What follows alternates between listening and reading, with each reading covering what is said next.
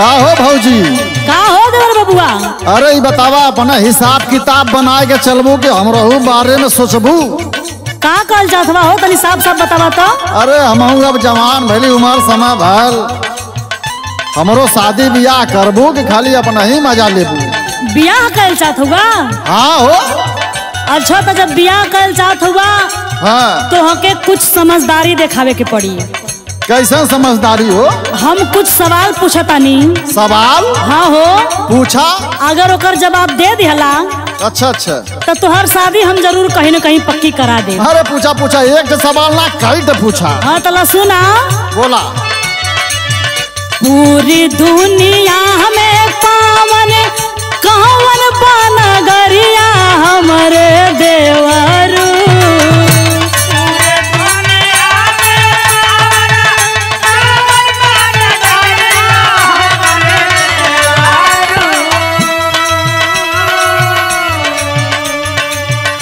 पूरी दुनिया में पावन कौन बनगरिया हमरे देवरू। कहवा खिले तरह तरह के फूल हमरे देवरू।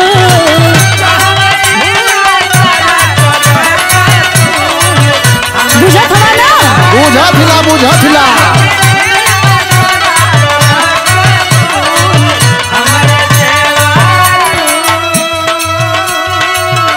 इतना सवाल लेके परेशान रहलू है का? दोगे बड़ा सरल लगा था का हो? अरे हमारे बदे दाहिने बाएं का खेल हो। अच्छा तो बतावा तो। बतावा थिला अब्बा।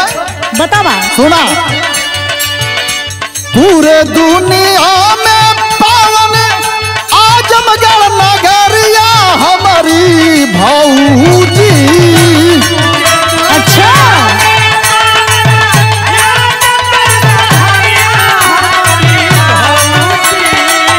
पूरे दुनिया में पावन आजमगढ़ नगरिया हमारी भौजी। खिला यही पे तरह तरह का फूल हमारी भौजी। बतौला तो हो?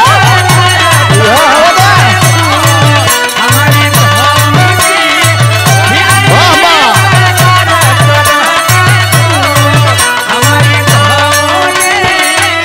सुनलू ना?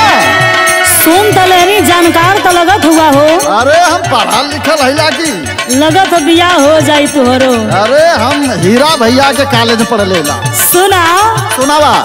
एके तो बता देला। हाँ हाँ पूछा। हाई दूसर को सवाल का जवाब बता दे तब न जानी।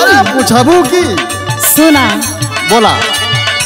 अच्छा ही बकावन हवा काहे करा गुणगान हमरे देवरू।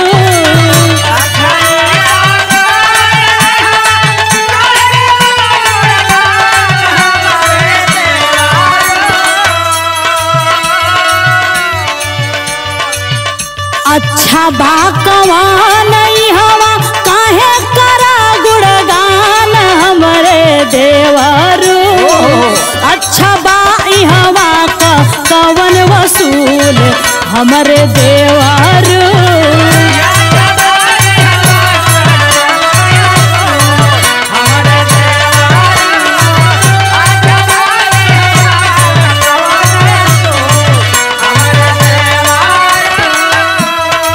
यह सवाल लेके परेशान रहलू है? हाँ हो, यह तो सवाल बा। अरे ये तो हमारे बदे नॉर्मल हो। तो बतावा तो तनी। सुना सुना। बतावा। चर्च मस्जिद मंदिर गुरु द्वारा रह समानवा हमारी भौजी। बतौला तो।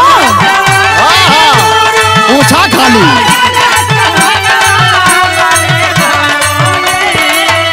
चर्च मंदिर मस्जिद गुरु द्वारा रह समानवा हमारी भौजी।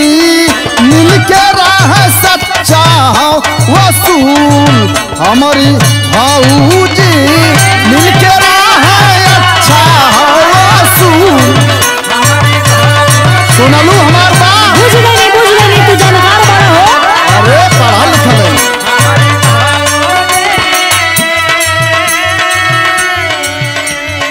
बड़ा घसर घसर दोनों सवाल का जवाब बता दिहला। हाँ हाँ हो। हाई तीसरका सवाल तनी सुना हमार। सुनावा। ई हवा का कावन नामी भइल मरदनवा हमरे देवर।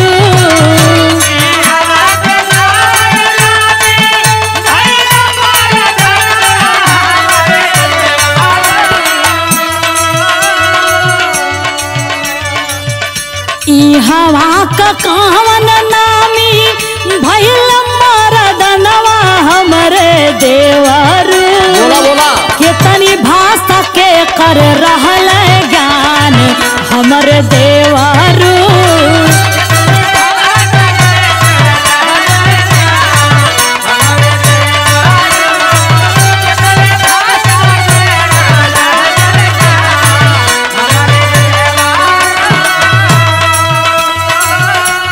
सुना सुना।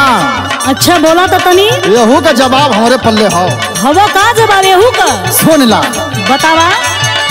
आजमगढ़ जिला में शिवली नोमानी के मकानवा हमारी भौजी। अरे वाह, बड़ा पढ़ा लिखल बड़ा हो।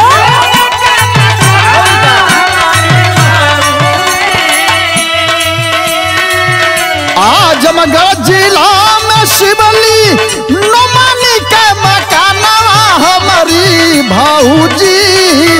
पंडित राहुल के 36 भाषा के ज्ञान हमारी भौजी। सुनलू हमार बात? सुना भाई, सुना भाई।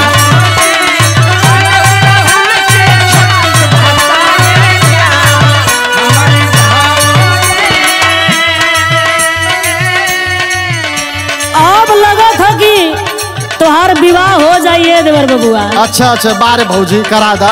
सुना। कमजोर समझे तू काम के? अरे नहीं, कमजोर तो तू बटले ना बड़ा। हाँ, फूल और से मजबूत है। लेकिन हाई सुना ना। बोला। कहाँ से मजबूत होगा ये में समझ में आ जाई। बोला बोला। के कर गीतिया लिखल चमके पूरा हिंदुस्तान हमरे देवर। दिमाग खर्चा करत हुई। अब दिमाग खर्चा करके अब बतावे के पड़ी, कठिन बात। के कर गीतिया लिखल चमके पूरा हिंदुस्तान हमरे देवर। के कर साहित्य पहचान हमरे देवर।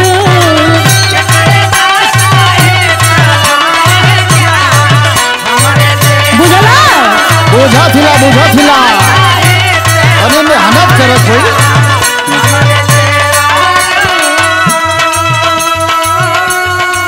सुना सुना। बतावा। हम बताओ लेकर जवाब। बतावा। कहा कैफी आजमी का गीतिया झूमा हिंदुस्तानवा हमारी भौजी।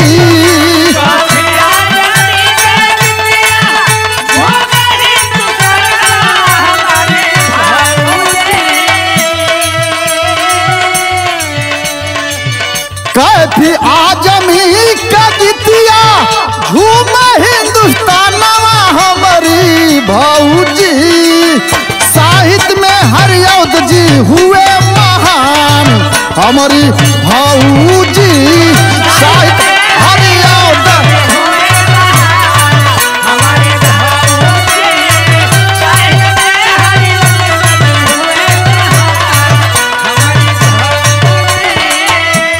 सुनलू हमार बात? अरे सुनत है हो तो बड़ा जानकार बा। अरे अब नजर से नजर मिलावा। अब लगत है तुम्हार बियाह कोनो बढ़िया पढ़ी लिखी लड़की से करावे के पड़ी। पढ़ल लिखल चाहिए। ये हमार लास्ट सवाल बा, सुना। अच्छा अच्छा।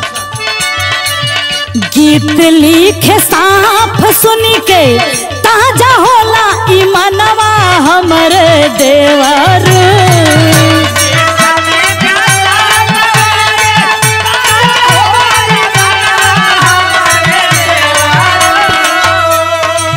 बड़ा कठिन कठिन सवाल धैर्य रहलू भौजी। अरे तो हमारे पास यहू से कठिन सवाल बा, लेकिन सुना है के बतावा। गीत लिखे साफ सुन के ताजा होला ईमनवा हमरे देवरू कबियन में अलग पहचान हमरे देवरू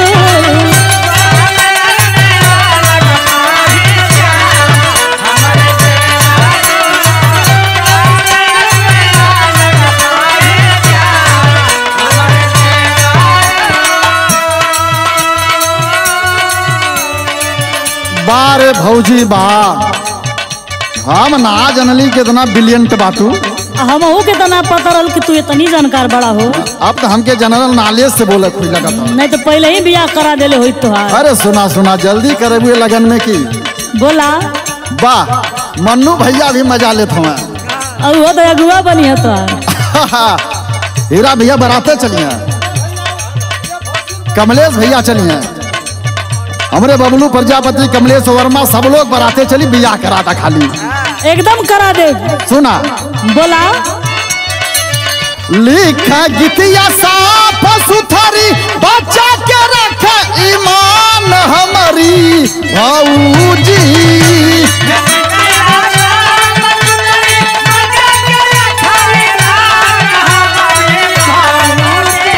सुनत हो एकदम सुनत है। लिखा गीतिया साफ सुथरी बच्चा के रख ईमान हमारी भौजी